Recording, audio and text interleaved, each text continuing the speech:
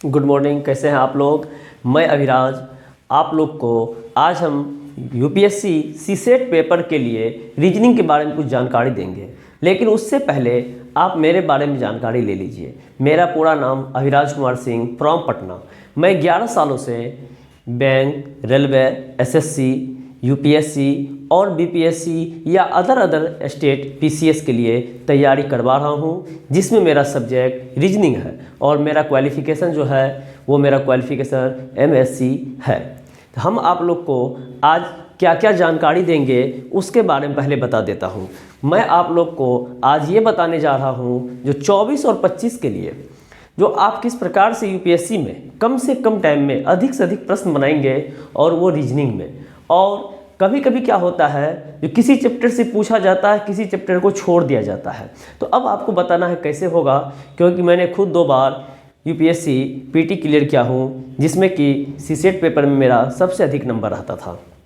तो आज हम आपको बताने जा रहा हूँ। मेरे ऐसे बहुत छात्र छात्रा हैं जो पटना से बाहर यानी बिहार से बाहर रहते हैं, दिल्ली में रहते हैं, यूपीएससी की तैयारी करते हैं, लेकिन रीजनिंग के बारे में बोलते हैं कि सर आप मुझे रीजनिंग का वीडियो प्रोवाइड करवाइए, क्योंकि मैं आपसे ही पढ़ूंगा। और वो छात्र कहीं ना कहीं हमसे बैंक की तैयारी किया था, रेलवे का तैयारी किया था और एसएससी का तैयारी किया था। वहाँ पर उनको इतना अच्छा लगा जो वो अब यूपीएससी के लिए कहते हैं सर आप यदि हमको वीडियो देंगे हम उससे ज़्यादा सीख पाऊँगा। दिल्ली में हमको उतने अच्छे से नहीं समझा पा रहे हैं, इसलिए आज हम आपको एक एक करके बताएंगे। और ये आप देख ही रहे हैं यहाँ पे 24 और 25 को टारगेट करके हम आप लोग को आज बताएंगे, क्योंकि मेरा 11 सालों का अनुभव है और अनुभवी आदमी का क्या पहचान होता है आप लोग को अच्छी तरह मालूम होगा, क्योंकि एक्सपीरियंस का ही मार्केट में वैल्यू ज़्यादा होता है। और एक्सपीरियंस फैकल्टी होने के कारण आपको किस किस एग्ज़ाम में किस किस चैप्टर से कब कब क्या पूछने की संभावना ज़्यादा रहती है उनका अनुभव कहता है। तो आज उसी प्रकार हम आप लोग को बताने आए हैं कि इसमें क्या क्या पूछ सकता है। तो देखिए यहाँ पे सबसे पहले हम जो है यहाँ पे चैप्टर लिए हैं, हमको क्या क्या पढ़ाना है और कितने घंटों में पढ़ाना है और आयोग जो है बार बार क्या पूछता है। देखिए मेरा सबसे पहला चैप्टर यहाँ पे इंग्लिश अल्फ़ाबेट है, ये आप लोग जानते ही होंगे इंग्लिश अल्फ़ाबेट है। उसके बाद दूसरा चैप्टर हम लिए हैं एनालॉगी, दूसरा चैप्टर लिए हैं एनालॉगी, जिसका हिंदी होता है सादृश्यता और इंग्लिश अल्फ़ाबेट का हिंदी होता है अंग्रेजी वर्णमाला। अब तीसरा जो मेरा चैप्टर है ये मेरा है क्लासिफिकेशन। क्लासिफिकेशन का मतलब होता है वर्गीकरण। चौथा मेरा चैप्टर लिए है सीरीज।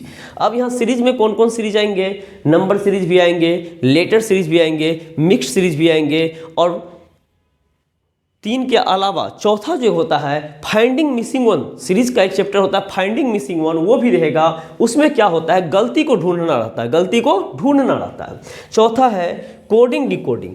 कोडिंग डिकोडिंग तो आप लोग समझ ही रहे हैं। अब देखिए ये 5 चैप्टर हो गया। इसके बाद छठा चैप्टर जो है डायरेक्शन एंड डिस्टेंस है, दिशा और दूरी है। छठा चैप्टर डायरेक्शन एंड डिस्टेंस, दिशा और दूरी। सातवां है वेन डायग्राम, सातवां है वेन डायग्राम, सातवां क्या है वेन डायग्राम। और उसके बाद 8वां क्या है वर्ड फॉर्मेशन, ये भी आपको पूछता है वर्ड फॉर्मेशन। उसके बाद है कंडीशनल सीक्वेंस, यहाँ जो है लॉजिक सीक्वेंस ऑफ वर्ड कह सकते हैं या कंडीशनल सीक्वेंस कह सकते हैं। अगला है सीटिंग या लाइन अरेंजमेंट, अगला क्या है सीटिंग या लाइन अरेंजमेंट, अगला है सीटिंग या लाइन अरेंजमेंट। और उसके बाद देखिए रैंकिंग, और उसके बाद रैंकिंग, फिर आपको आ जाता है कैलेंडर, फिर आ जाता है क्लॉक, फिर आ जाता है ब्लड रिलेशन, फिर आ जाता है मैट्रिक्स पजल, मैट्रिक्स पजल ये भी आता है।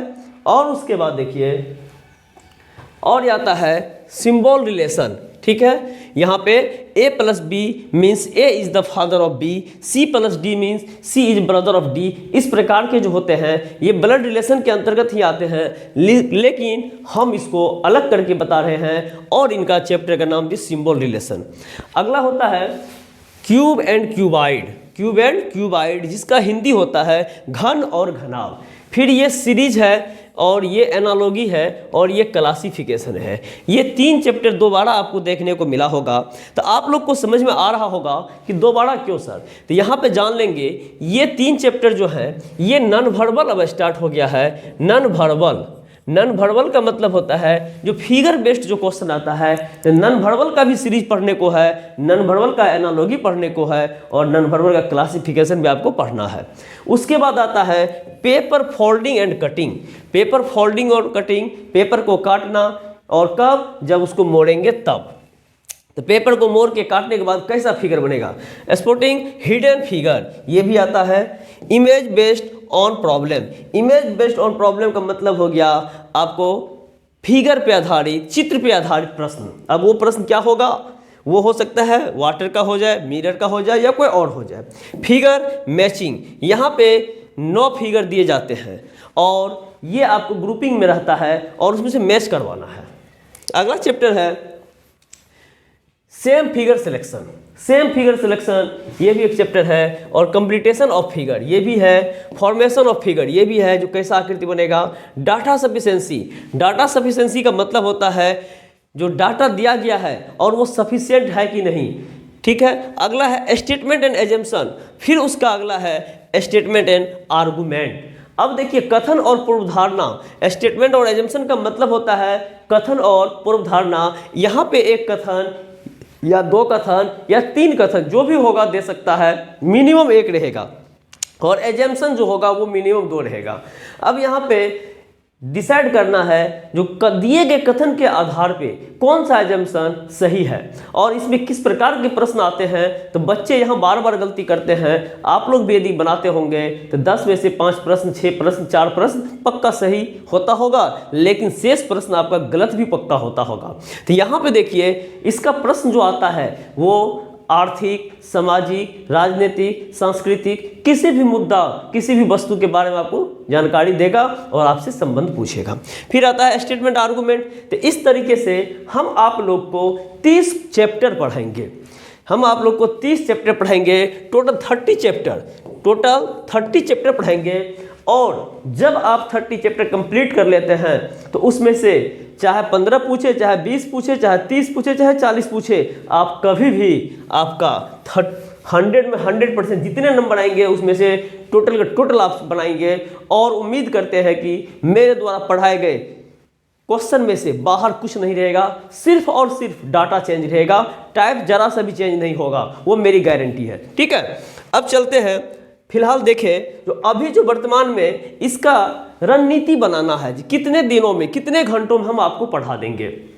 अब देखिए टोटल जो है नंबर ऑफ आवर जो मेरा है ये 62 है, टोटल नंबर ऑफ आवर 62 है। हम यहाँ पे अपना टारगेट 100 आवर का लेके चले हैं, 100 आवर का लेके चले हैं, लेकिन मेरा वीडियो जो है सिर्फ और सिर्फ 62 आवर में कंप्लीट हो रहा है। अब रही बात जो रेस्ट जो आपके बच गए 38 आवर, वहाँ क्या करेंगे। तो देखिए जो मेरा 38 आवर बच गया है वहाँ पे हम यही करेंगे, जो बच्चों को जो हम पढ़ाए हैं, क्या मेरे बच्चों वो चीज़ को सिर्फ रट लिए हैं या उसको अप्लाई भी करने के लिए सीखे हैं, जो प्रश्न कैसे आएंगे। तो वो जो मेरा होगा 38 आवर जो मेरा बचेगा, 38 आवर जो मेरा शेष बचा हुआ है, तो वहाँ पे देखिए हम बच्चों को प्रैक्टिस करवाएंगे और वो जो भी होगा वो लाइव क्लास होगा और बच्चों का पहले आंसर फिर बाद में मेरा आंसर। तो इस तरीके से हम आपको पहले वीडियो कंप्लीट करवाएंगे, फिर आपको प्रैक्टिस कंप्लीट करवाएंगे और प्रैक्टिस जिस चैप्टर का वीडियो कंप्लीट उसका प्रैक्टिस कंप्लीट और उसका टेस्ट कंप्लीट, ये 3 मेरा प्रोसेस है। और यहाँ बच्चे चाहते हैं सर आप पढ़ा दीजिए, हम टेस्ट नहीं देंगे। तो बाबू ध्यान रखना, कभी भी सिलेक्शन नहीं होगा, क्योंकि जिस टेस्ट से आप डरते हैं उसी टेस्ट के लिए आपको जाना पड़ेगा आगे चल के। तो हमारे बच्चे जो होते हैं मेरे पास तैयार नहीं है, तैयार हम करेंगे किसके लिए, आयोग के लिए। तो हम वहाँ पे किस सिचुएशन में लड़ने के लिए भेज रहे हैं वो सिचुएशन मुझे भली भांति मालूम है। तो यदि मेरे बच्चे यहाँ उससे खराब सिचुएशन में लड़ाई जीत सकते हैं तो वहाँ जीत के ही आएंगे, तो इसलिए हम इतना करते हैं। अब देखिए अल्फ़ाबेटिकल जो है एंड अल्फा न्यूमेरिक सीरीज जो है, इसमें 4 वीडियो है, 4 आवर का वीडियो रहेगा। फिर उसके बाद कोडिंग एंड डिकोडिंग का 6 घंटे का वीडियो रहेगा। फिर सेलुलिज्म का जो है 6 घंटे का। फिर डायरेक्शन डिस्टेंस का जो है ये आपका 4 आवर का। रैंकिंग एंड ऑर्डर का ये आपका 6 आवर का। फिर ब्लड रिलेशन ये आपका 4 आवर का और लेटर सीरीज ये आपका 2 घंटे का, ये हो गया। फिर इसके बाद एनालॉजी जो है 2 घंटे का, क्लॉक जो है 6 घंटे का, कैलेंडर जो है 6 घंटे का, डाइस जो है 4 घंटे का, वेन डायग्राम जो है 4 घंटे का, पॉइंटिंग फिगर इसमें त्रिभुज की गिनती दे देती है, चतुर्भुज की, वर्ग की, आयत की, ये सारे हम बताएंगे 4 घंटे में। और क्यूब एंड क्यूबाइड है ये आपका 4 घंटे का, ठीक है।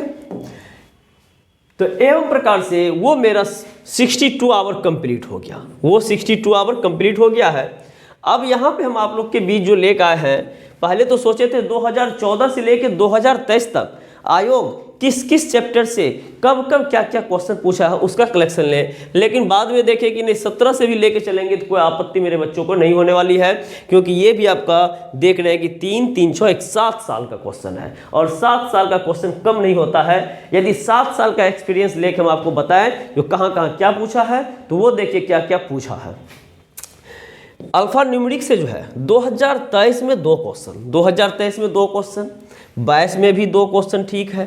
21 में सिर्फ और सिर्फ एक ही क्वेश्चन, ध्यान दीजिएगा 21 में सिर्फ और सिर्फ एक ही क्वेश्चन, 20 में 0 कोई क्वेश्चन नहीं, फिर 19 में 1 क्वेश्चन, फिर 18 में कोई क्वेश्चन नहीं, 17 में कोई क्वेश्चन नहीं, ये डाटा है। फिर कोडिंग डिकोडिंग से 23 में 1 प्रश्न, 22 में 0, 21 में 1 प्रश्न, 20 में 1, 19 में 0, फिर 18 में 2, फिर 17 में 1। तो आप जो एग्जाम देने जा रहे हैं यूपीएससी सीसेट का, ये आप जानते हैं कि इंडिया का सबसे टफेस्ट एग्जाम है, सबसे हार्ड एग्जाम होता है। और बच्चों को ये नहीं पता चले जो 22 में पूछा है तो 23 में नहीं पूछेगा, क्योंकि यहाँ 22 में नहीं पूछा यहाँ पूछ दिया, यहाँ 22 में डबल प्रश्न पूछा फिर 23 में भी डबल कर दिया, रिपीट कर दिया। तो आप लोग को सारे के सारे चैप्टर को कंप्लीट करना है। और ये जो है देखिए फिर ये 23 का है, ये 22 का है, ये 21 है, ये 20 है, ये 19 है, ये 18 है, ये 17 है। अब देख रहे हैं काउंटिंग लेटर सीरीज, 23 में 1 प्रश्न, 22 में 1 भी नहीं, 21 में 1, 20 में 1, 19 में 1, 18 में 1 भी नहीं, 17 में 1 भी नहीं। फिर आते हैं एनालॉगी, 23 में नहीं पूछा है, 22 में नहीं पूछा है, 21 में 1, 20 में 1, 19 में नहीं, फिर 18 में 2, फिर 17 में 0। तो अब यहाँ देख रहे हैं डायरेक्शन सेंस, 23 में 0, फिर 22 में 1, फिर यहाँ 2, फिर 1, फिर 2, फिर 0, फिर 0। फिर देखेंगे ब्लड रिलेशन, यहाँ 1, यहाँ 2, 0, 1, 1, 0, 2। फिर देखते हैं रैंकिंग का प्रश्न में, देखिए कहाँ से कहाँ उछाल खा गया। 23 में 2 पूछा है मात्र, 21 में उससे भी कम 1 पूछा है, फिर 22 में 1, फिर 21 में 2, फिर 20 में 3, लेकिन 19 में तो गर्दा मचा के रख दिया। 19 में 5 प्रश्न पूछे, किससे? रैंकिंग एंड ऑर्डर से। फिर 18 में 1, फिर 17 में 3। सेलुलिज्म में 23 में 0, 22 में 2, 21 में 3, 20 में 1, 19 में 1, 18 में 0 और 17 में 1। तो इस प्रकार से हम देख रहे हैं जो कब किस चैप्टर से प्रश्न पूछेगा ये कहना मुश्किल है। तो मेरे बच्चों, आप यदि सारे के सारे चैप्टर कंप्लीट करके जाते हैं तो आपको रीजनिंग में कहीं से भी पूछे आपको मुश्किल का सामना नहीं करना पड़ेगा, क्योंकि जब तक हम हैं तो आप में दम है, जब तक हम हैं तो आप में दम है, क्योंकि आप मेरा प्रश्न यदि बनाएंगे तो कोई समस्या ही नहीं आएगा। अब तो अब और देखिए, यहाँ ये 23 था, ये 22 था, 22, 21, 20, 19, 18, 17। अब देखिए सीटिंग अरेंजमेंट एंड पजल से यहाँ पे 23 में 0 प्रश्न है, लेकिन आप देख रहे होंगे 2017 में 11 प्रश्न यहीं से था। अब यदि किसी बच्चों का सीटिंग अरेंजमेंट और पजल लड्डू गोपाल है, 0 है, तो वो बेचारा 11 प्रश्न छोड़ के आया होगा। लेकिन वही बच्चा यदि यहाँ एग्जाम दिया होगा तो उसको कोई फर्क नहीं पड़ा होगा। तो आयोग किस रुख हवा बदलेगा कहना मुश्किल है, इसलिए आपको सारे चैप्टर को अपना 100% देना है और मजबूती से तैयार करना है। फिर 22 में देखिए 3 प्रश्न ठीक है, फिर 21 में 20 में नहीं, 19 में नहीं, फिर 18 में 8 प्रश्न। अब कहने का मतलब हुआ जो बच्चा 17 में एग्जाम दिया होगा तो 11 प्रश्न होगा, उसका हौसला बुलंद होगा जो पजल और सीटिंग अरेंजमेंट को फोड़ के रख देंगे अगली बार आया तो थोड़ा सा हौसला कम हुआ, चलो 11 तो नहीं सही लेकिन 8 है। लेकिन वही बच्चा जब आया 2019 में तो यहाँ तो उसको लड्डू मिल गया जो एक भी प्रश्न नहीं पूछा। तो आयोग किस करवट हवा का रुख बदलेगा ये कहना मुश्किल है, इसलिए आपको सारे चैप्टर को कंट्रोल करके चलना है। फिर देखिए क्लॉक की बात आई, क्लॉक 0, 22 में 3 प्रश्न था, 21 में 2 था, फिर 20 में 0, 19 में 1 था, 18 में 0, फिर 17 में 2 था। तो यानी कहने का मतलब कभी 2, कभी 1, कभी 0, कभी 3 भी आया है। कैलेंडर की बात करें तो यहाँ 1, यहाँ 1, यहाँ देखिए 3, यहाँ 1, यहाँ 3, यहाँ 0, यहाँ 0। अब यहाँ क्लॉक कैलेंडर जो है 18 में 0 0 हो गया। ऐसा क्यों हो गया? क्योंकि देख रहे होंगे ऊपर में आप जो है सीटिंग अरेंजमेंट और पजल में 8 क्वेश्चन था, तो वो 8 प्रश्न जब आया है तो कहीं ना कहीं 0 करना ही पड़ेगा, ठीक है, क्योंकि सारे के सारे क्वेश्चन रीजनिंग का तो नहीं रहेगा ना, तो इसलिए कहीं ज़्यादा कहीं कम।